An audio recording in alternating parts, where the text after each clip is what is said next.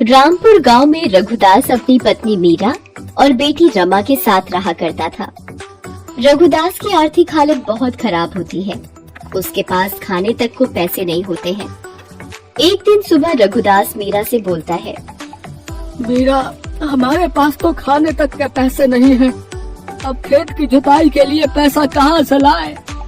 आप कह रहे थे ना कि लाला जमींदार से गोपाल भाई साहब ने भी पैसे उधार लिए थे। क्यों ना आप भी लाला से पैसे उधार ले ले? नहीं मीरा, लाला का स्वभाव कुछ ठीक नहीं है। उससे उधार पैसे लेना मुझे सही नहीं लग रहा। मीरा रघुदास की बात बीच में काटते हुए बोलती है, अरे तो हमें कौन सा उनके साथ कोई रिश्तेदारी बनानी है, सिर्फ पैसे ही तो उधार लेने हैं। जैसे ही पैसे वापस आएंगे हम उसके पैसे उसको लौटा देंगे। ठीक है। मीरा की बात मानकर रघुदास लाला के घर पैसे उधार लेने चला जाता है। लाला उस वक्त चाय पी रहा होता है। रघुदास को देखकर लाला बोलता है, अरे रघुदास, तुम आज यहाँ कैसे? आओ आओ बैठो। रघुदास लाला के सामने खड़ा होता है और बोलता है, लाला साहब, मुझे खेत जोतने के लिए थोड़े पैसे उधार चाहिए आपसे। ठीक है, कल सुबह पैसे ले जाना। याद रहे, पैसे वक्त पर चुका देना ब्याज के साथ, ठीक है? दूसरे दिन सुबह रघुदास लाला के घर जाकर पैसे लेकर आ जाता है। पैसे लेकर आने के बाद रघुदास खेत जोतने का काम शुरू कर देता है, लेकिन बारिश न होने की वजह से रघुदास की सारी फसल खराब हो जाती है।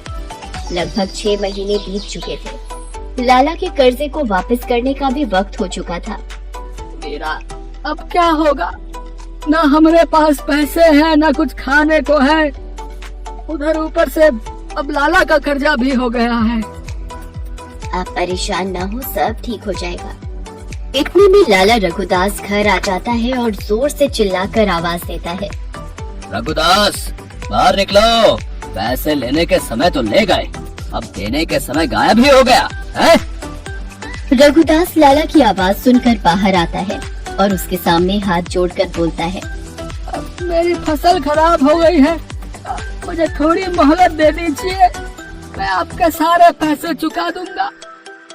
ये सब आवाजें सुनकर रमा भी बाहर आ जाती है। लाला रमा को देखकर बोलता है, अच्छा ठीक है रघुदास, मैं तुम्हें 3 दिन का समय देता हूँ। धन्यवाद लाला साहब, मैं आपका बहुत आभारी हूँ। अरे पूरी बात तो सुन ले पहले रघुदास। अगर तुम 3 दिन में पैसे ना दे पाए तो तुम्हारे खेत पर मेरा कब्जा होगा, नहीं तो तुम अपनी बेटी का ब्याह मुझसे करवा दो। नहीं नहीं, अरे मेरी बेटी तो बहुत छोटी है लाला जी। तो ये कौन सी बड़ी बात है? हमारे गांव में तो कब से बाल विवाह होता आ रहा है। ये तो हमारे गांव की प्रथा है। रघुदास को ना चाहते हुए भी लाला की बात माननी पड़ती है और उसकी शर्त स्वीकार करनी पड़ती है। रघुदास अब पैसे का इंतजाम करने के लिए सबके घर जाकर मदद मांगता है, पर कोई उसकी मदद नहीं करता है। ऐसे ही 3 दिन भी खत्म हो जाते हैं। 3 दिन खत्म होने के बाद फिर लाला रघुदास के घर जाता है और बोलता है, हाँ रघुदास, हो गया पैसे का इंतजाम, लाओ दो मेरे पैसे। लाला साहब, पैसे का इंतजाम नहीं हो पाया है, आप मुझे थोड़े और दिन की मोहलत दे दीजिए, मैं आपका सारा कर्जा चुका दूंगा। नहीं, ये नहीं हो सकता। एक काम करो, अपनी बेटी की शादी कर दो मेरे साथ, इससे तुम्हारा सारा कर्जा मैं माफ कर दूंगा। मेरे पास उस जमीन के अलावा कुछ नहीं है, वो हमारी रोजी रोटी है। अरे हम क्या करेंगे मालिक? और मेरी बेटी अभी पढ़ना चाहती है, मैं उसकी शादी नहीं करूंगा। फिर तो आज से तुम्हारा खेत मेरा हुआ। ना चाहते हुए भी रघुदास को लाला की बात माननी पड़ती है। लाला और रमा की शादी के लिए हामी भरनी पड़ती है, पर रमा को ये मंजूर नहीं होता है। वो पढ़ने में बहुत होशियार होती है और उसको इतनी जल्दी शादी नहीं करनी होती है। वो लाला से मिलकर बात करने का फैसला करती है और लाला के घर पहुंच जाती है। लाला रमा को देखते ही बोलता है, अरे रमा, तुम अपने होने वाले पति को देखे बिना रह ही नहीं पाई। पर शादी के पहले ऐसे अपने पति के घर आना अच्छी बात नहीं है। लाला, मुझे तुझसे शादी नहीं करनी है। तो जा और कर्ज के पैसे ला कर दे दे मुझे। सारा कर्ज सूद समेत उतार दूंगी, बस मुझे थोड़ी मोहलत दे। बिल्कुल नहीं, मुझे तू चाहिए हर कीमत पर। मैं मर जाऊंगी लेकिन तुझ जैसे लालची इंसान से शादी नहीं करूंगी। रमा को इतना कहते ही लाला को गुस्सा आ जाता है और वो गुस्से में रमा का हाथ पकड़कर अपनी तरफ खींचने लगता है। देखता हूँ कैसे नहीं करती शादी। घर से उठा लूंगा तुझे और तेरा बाप कुछ नहीं कर पाएगा।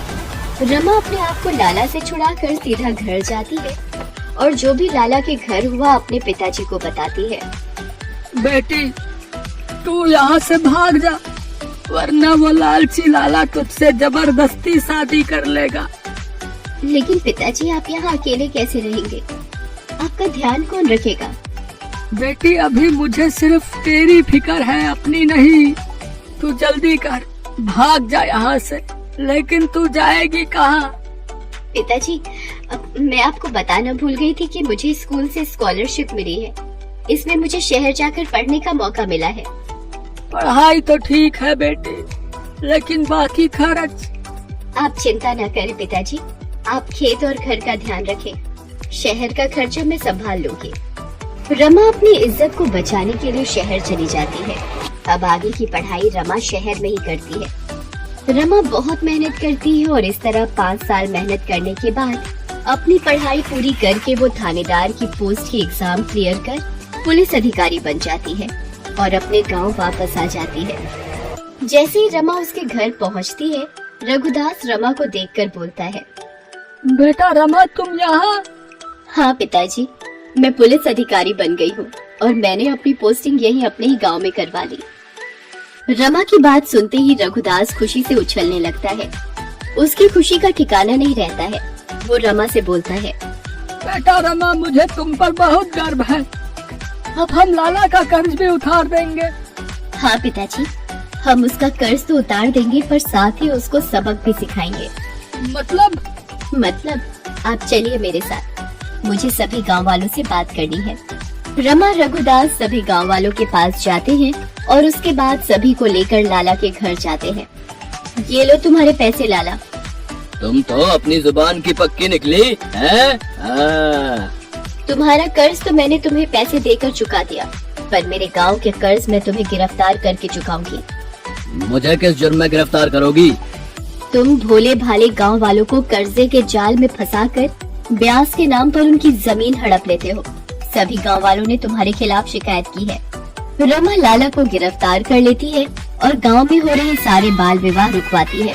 साथ ही लाला जैसे सभी लोग जो लोगों को कर्जा देकर उनसे बाल विवाह जैसा गलत काम करने को दबाव डालते हैं, उन सभी को रमा गिरफ्तार करवाती है।